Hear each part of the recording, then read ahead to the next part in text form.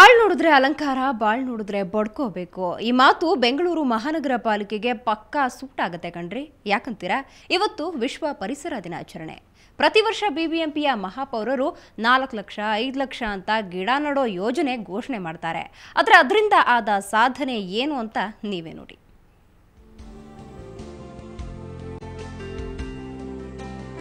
ಆಳು ನೋಡಿದ್ರೆ ಅಲಂಕಾರ, ಬಾಳು ನೋಡಿದ್ರೆ ಬಡ್ಕೋಬೇಕು ಅನ್ನೋ ಹಾಗಾಗಿದೆ ಬಿಬಿಎಂಪಿಯ ಸಸಿ ನೆಡುವ ಕಾರ್ಯಕ್ರಮ.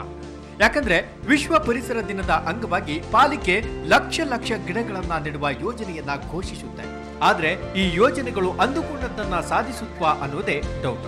ಕಳೆದ 2 ವರ್ಷದಿಂದ ಬೆಂಗಳೂರು ಮಹಾನಗರ ಪಾಲಿಕೆಯ ಮಹಾಪೌರರ ಗಿಡ ನೆಡುವ ಯೋಜನೆ ಮತ್ತು ಅದಕ್ಕೆ ತಗಲಿದ ವೆಚ್ಚ ಎಷ್ಟು ಗೊತ್ತಾ? ಮಹಾಪೌರ ಎಸ್.ಕೆ. ನಟರಾಜ್ ಅಧಿಕಾರದಲ್ಲಿ ಅವರು 50 ಕೋಟಿ ವೆಚ್ಚದಲ್ಲಿ 3,77,000 ಗಿಡಗಳನ್ನ ನೆಡುವ ಯೋಜನೆ ಘೋಷಿಸಿದ್ರು. ನಂತರ ಶಾರದಮ್ಮ ಅಧಿಕಾರದಲ್ಲಿ 40 ಕೋಟಿ ವೆಚ್ಚದಲ್ಲಿ 1 ಲಕ್ಷ ಗಿಡ ನೆಡುವ ಯೋಜನೆಗೆ ಕೈ ಹಾಕಿದ್ರು. ಈಗ ವೆಂಕಟೇಶ್ ಮೂರ್ತಿ 60 ಕೋಟಿ ವೆಚ್ಚದಲ್ಲಿ 4 ಲಕ್ಷ ಗಿಡ ನೆಡುವ ಯೋಜನೆ ಘೋಷಿಸಿದ್ದಾರೆ. ಆದ್ರೆ ಇದರ ಬಗ್ಗೆ ಮಹಾಪೌರ ವೆಂಕಟೇಶ್ ಮೂರ್ತಿ ಅವರು ಹೇಳೋದು ಹೀಗೆ: ಸುಮಾರು ನಾವು 4 ಲಕ್ಷ ಗಿಡಗಳನ್ನ ನೆಡಬೇಕು ಅಂತ ಹೇಳಿ ತೀರ್ಮಾನ ಮಾಡಿದ್ದೀವಿ. ಇದರಿಂದ ಪರಿಸರ ಉಳಿತದೆ ಮತ್ತು ಒಳ್ಳೆಯ ಗಾಳಿ, ಒಳ್ಳೆಯ ವಾತಾವರಣ ಬರುತ್ತೆ. ಏನು ನಮ್ಮ ಸುಂದರ ಬೆಂಗಳೂರು, ಹಸಿರು ಬೆಂಗಳೂರು ಆಗಿ ಇರಬೇಕು ಅಂತೇಳಿ ನಮ್ಮ ಎಲ್ಲರ ಆಸೆ. ಆದರೆ ವಿರೋಧ ಪಕ್ಷದ ನಾಯಕ ಗುಣಶೇಖರ್ ಇದಕ್ಕೆ ವಿರೋಧ ವ್ಯಕ್ತಪಡಿಸಿದ್ದಾರೆ. ಈಗ 4 ಲಕ್ಷ ಅಂತೇಳಿ ಅವರು ಅನೌನ್ಸ್ ಮಾಡಿದ್ದಾರೆ. ನನ್ನ ಗಮನಕ್ಕೆ ಬಂದದ್ದೇನೆಂದರೆ, ಸಸಿಗಳನ್ನ ನೆಡೋದಕ್ಕೆ ಹೊರಟಿದ್ದಾರೆ, ಆದರೆ ಟ್ರೀ ಗಾರ್ಡೇ ಇಲ್ಲ. ಟೆಂಡರ್ ಕರೆದಿದ್ದೀವಿ ಅಂತ ಹೇಳ್ತಾರೆ, ಟೆಂಡರ್ ನೋ ರೆಸ್ಪಾನ್ಸ್ ಬಂದಿದೆ. ಸೆಕೆಂಡ್ ಟೈಮ್ ಟೆಂಡರ್ ಕರೀತಾ ಇದ್ದೀವಿ ಅಂತ ಹೇಳ್ತಾರೆ. ಟ್ರೀ ಗಾರ್ಡ್ ಇಲ್ಲದೇ ಸಸಿಗಳು ನೋಡೋದು ಎಷ್ಟು ಸಮಂಜಸ ಅಂತ ನಾನು ಕೇಳಕ್ಕೆ ಇಷ್ಟಪಡ್ತಾ ಇದ್ದೆ. ಒಟ್ಟಲ್ಲಿ ಪಾಲಿಕೆ ಏನೋ ಪರಿಸರ ದಿನದ ಅಂಗವಾಗಿ ಕೋಟ್ಯಂತರ ರೂಪಾಯಿ ವೆಚ್ಚದಲ್ಲಿ ಗಿಡಗಳನ್ನ ನೆಡುವುದು ಹೇಳ್ತಿದೆ. ಆದ್ರೆ ಬಿಡುಗಡೆಯಾದ ಹಣ ಎಲ್ಲಿ ಹೋಯ್ತು, ನೆಟ್ಟ ಗಿಡಗಳಲ್ಲಿ ಎಷ್ಟು ಬೆಳೆದು ನಿಂತಿವೆ ಅನ್ನೋದಕ್ಕೆ ಮಾತ್ರ ಸರಿಯಾದ ಲೆಕ್ಕವೇ ಇಲ್ಲ. ಶ್ರೇಯಾ ಶೆಟ್ಟಿ, ಸುವರ್ಣ ನ್ಯೂಸ್ 24/7, ಬೆಂಗಳೂರು. ಹೌದು, ಇಂದು ವಿಶ್ವ ಪರಿಸರ ದಿನ. ಜನರಲ್ಲಿ ಪರಿಸರದ ರಕ್ಷಣೆ ಬಗ್ಗೆ ಅರಿವು ಮೂಡಿಸುವುದಕ್ಕೆ ಸಾಕಷ್ಟು ಕಾರ್ಯಕ್ರಮಗಳನ್ನು ಇವತ್ತು ಹಮ್ಮಿಕೊಳ್ಳಲಾಗಿತ್ತು.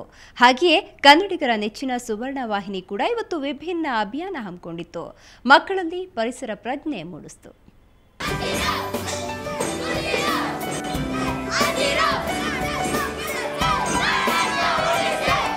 ಯೂನಿಫಾರ್ಮ್ ಹಾಕೊಂಡು ಪರೇಡ್ ನಡೆಸ್ತಾ ಇರುವ ವಿದ್ಯಾರ್ಥಿಗಳು, ಬ್ಯಾಂಡ್ ವಾದನದೊಂದಿಗೆ ಭಿತ್ತಿ ಪತ್ರ ಹಿಡಿದು ಹೊರಟ ಮಕ್ಕಳು, ಪರಿಸರ ಉಳಿಸಲು ಪ್ರತಿಜ್ಞಾ ವಿಧಿ ಸ್ವೀಕರಿಸುತ್ತಿರೋ ಸ್ಟೂಡೆಂಟ್ಸ್.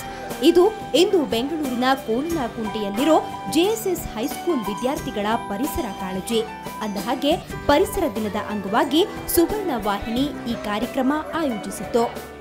ಸಮಾಜಕ್ಕೆ ಒಂದು ಒಳ್ಳೆಯ ರೀತಿಯಾದಂಥ ಮೆಸೇಜ್ ಅನ್ನು ಕೊಡೋಣ, ಮತ್ತು ಸಮಾಜಕ್ಕೂ ನಾವು ಇದು ಪರಿಸರ ಅನ್ನೋದು ಏನು, ಯಾವ ರೀತಿಯಾಗಿ ನಾವು ಹಾಳು ಮಾಡ್ತಾ ಇದ್ದೀವಿ, ಅದನ್ನು ಹೆಂಗೆ ಸಂರಕ್ಷಣೆ ಮಾಡಬೇಕು, ಮತ್ತು ಮುಂಬರುವ ದಿನದಲ್ಲಿ ನಮ್ಮ ಚಾನಲ್ದವರು ಕೂಡ ನಾವು ಯಾವ ರೀತಿ ಇದು ಭಾಗಿಯಾಗ್ತೀವಿ. ಚಾನಲ್ ಬರೀ ಕಾರ್ಯಕ್ರಮ ತೋರಿಸುತ್ತೆ, ಮನರಂಜನೆ ನೀಡುತ್ತೆ ಅನ್ನೋದ್ರ ಜೊತೆಗೆ ಸಮಾಜದ ಕಳಕಳಿನೂ ಚಾನಲ್ಗೆ ಇದೆ ಅನ್ನೋದನ್ನು ತೋರಿಸೋಗೋಸ್ಕರ ನಾವು ಈ ಕಾರ್ಯಕ್ರಮವನ್ನು ಮಾಡಿದ್ದು.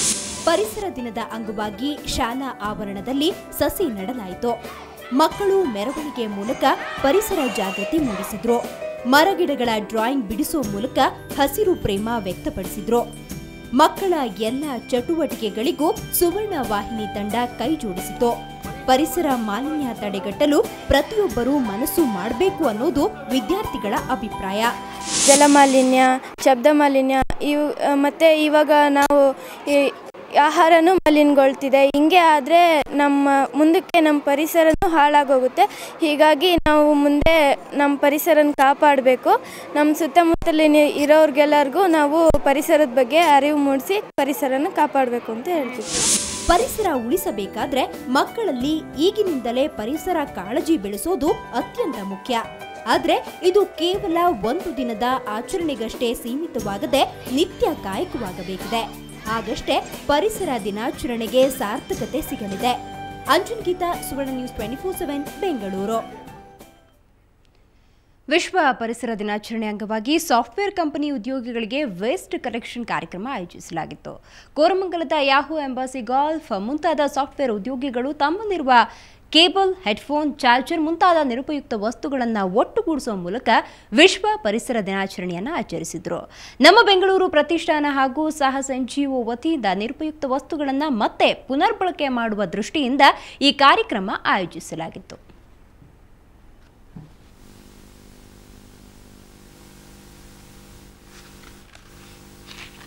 I think all of us know that we produce almost 5,000 tons of waste every day in Bangalore, and people are not really concerned what happens after we produce this 5,000 tons.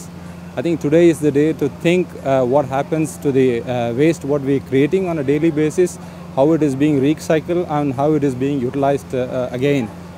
ನಮ್ಮೆಲ್ಲರ ಮನೆಯಲ್ಲಿ ನಮ್ಮ ಹತ್ರ ಎಲೆಕ್ಟ್ರಾನಿಕ್ಸ್ ವೇಸ್ಟ್ ಇದೆ, ಸಿಡಿಗಳು, ಕೇಬಲ್ಸ್ಗಳು, ಚಾರ್ಜರ್ಗಳು, ನಮಗೆ use ಇಲ್ಲದಿರೋ ವಸ್ತುಗಳೆಲ್ಲ ಇದೆ. ಅದೆಲ್ಲ ನಮಗೆ ಎಲ್ಲಿ ಬಿಸಾಕಬೇಕಂತ ನಮ್ಗೆ ಗೊತ್ತಿಲ್ಲ. ನಾವು ಗಾರ್ಬೇಜ್ ಮಧ್ಯೆ ಹಾಕಿಬಿಟ್ಟು ಅದೆಲ್ಲ ಹೆಂಗೋ ನಮ್ಮ ನೀರಿನಲ್ಲಿ ವೆದರಲ್ಲಿ ಎಲ್ಲ ಬಂದುಬಿಡುತ್ತೆ. ಅದಕ್ಕಿಂತ ಇವರೆಲ್ಲ ಚೆನ್ನಾಗಿ ಕೆಲಸ ಮಾಡ್ತಾಯಿದ್ದಾರೆ. ಎಲ್ಲ ಒಟ್ಟು ಮಾಡಿ ಅದೆಲ್ಲ ಸೆಗ್ರಿಗೇಟ್ ಮಾಡಿ ಮತ್ತೆ ರೀಸೈಕಲ್ ಮಾಡ್ತಾಯಿದ್ದಾರೆ.